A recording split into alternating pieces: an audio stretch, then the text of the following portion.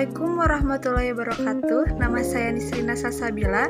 Saya dari kelas 10 MIPA 1 akan mempresentasikan bab 8, yaitu tentang menjaga kehormatan diri dengan menjauhi pergaulan bebas dan perbuatan zina.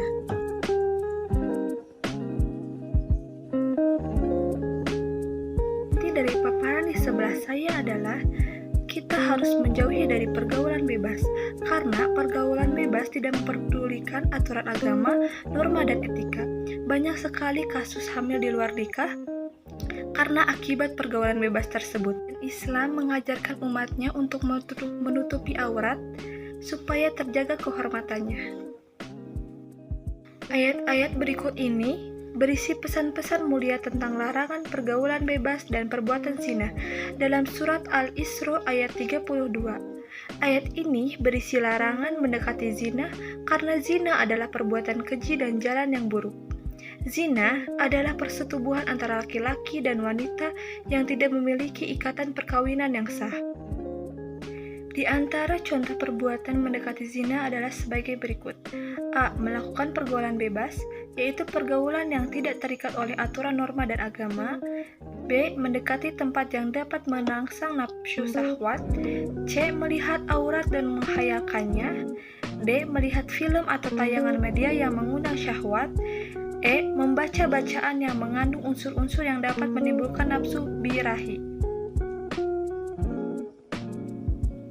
Paparan di sebelah saya ini menjelaskan tentang zina dibagi menjadi dua kategori, yaitu zina muhsan, zina yang dilakukan oleh seorang laki-laki atau perempuan yang sudah pernah menikah. Yang kedua adalah zina ghair muhsan, zina yang dilakukan oleh seorang laki-laki atau perempuan yang belum pernah menikah atau masih perjaka atau gadis. Hukuman zina ghair muhsan adalah didera 100 kali dan diasingkan selama setahun. Surat An-Nur ayat 2 adalah penjelasan mengenai hukuman pelaku zina ghair muhsan. Dampak buruk pergaulan bebas dan perbuatan zina antara lain sebagai berikut. Yang kesatu, menimbulkan berbagai jenis penyakit kelamin seperti misalnya AIDS. Penyakit AIDS adalah penyakit mematikan karena menyerang kekebalan tubuh. Yang kedua, pezina akan dihukum berupa derah cambuk sebanyak 100 kali atau dirajam sampai mati. Yang ketiga, mendapat hukuman sosial dari masyarakat, seperti dikucilkan. Para pezina telah merusak dan mengotori tatanan masyarakat. Yang keempat, merusak dan mengaburkan hubungan nasab. Keturunan yang sah menurut Islam adalah anak yang dilahirkan dari pernikahan yang sah, sedangkan anak hasil perzinaan akan memiliki nasab yang tidak jelas. Yang kelima, menghancurkan masa depan anak. Anak yang lahir dari perbuatan zina akan mengalami tekanan psikologi dalam menghadapi kehidupan yang sulit karena tidak memiliki identitas ayah yang jelas. Yang keenam, memicu perbuatan dosa besar yang lain, seperti menggugurkan kandungan, membunuh anak hasil perzina, membunuh wanita yang telah hamil karena perzinaan, atau bunuh diri karena malu telah berzina. Cara menghindari pergaulan bebas dan perbuatan zina ada 3. Berpakaian menutupi aurat, rapi dan sopan. Dengan berpakaian menutupi aurat, rapi dan sopan, maka kehormatan diri kita akan terjaga. Yang kedua, memiliki teman bergaul yang soleh, sebab teman yang soleh akan mengajak berbuat baik dan saling mengingatkan berbahaya perbuatan maksiat. Yang ketiga, menghindari tempat-tempat maksiat yang akan memberikan peluang dan kesempatan untuk berzina. Jika kita sudah berada di tempat maksiat, maka akan sulit berpaling dan berbagai macam kemaksiatan.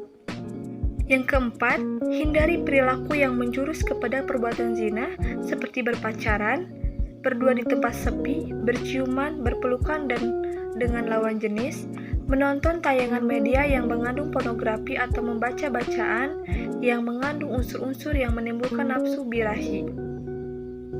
Yang kelima, mengisi waktu dengan berbagai kegiatan positif seperti membaca buku keislaman, menghadiri majelis taklim, dan aktif dalam organisasi remaja masjid.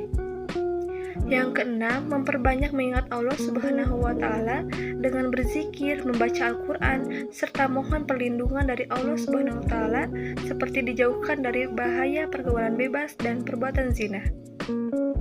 Paparan terakhir di sebelah saya adalah hikmah pengharaman pergaulan bebas dan perbuatan zina. Yang kesatu, menjaga harga diri, kehormatan, dan martabat kemanusiaan.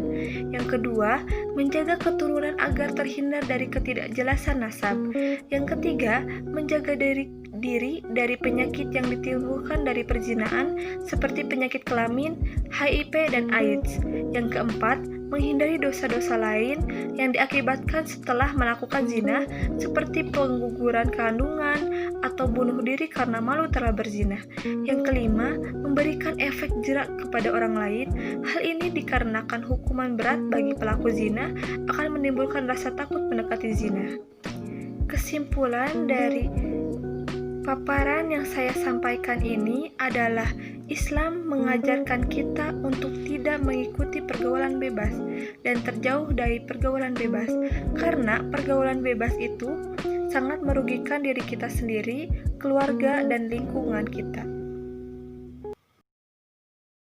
ولا تقربوا الزنا إنه كان فاحشة وساء سبيلا.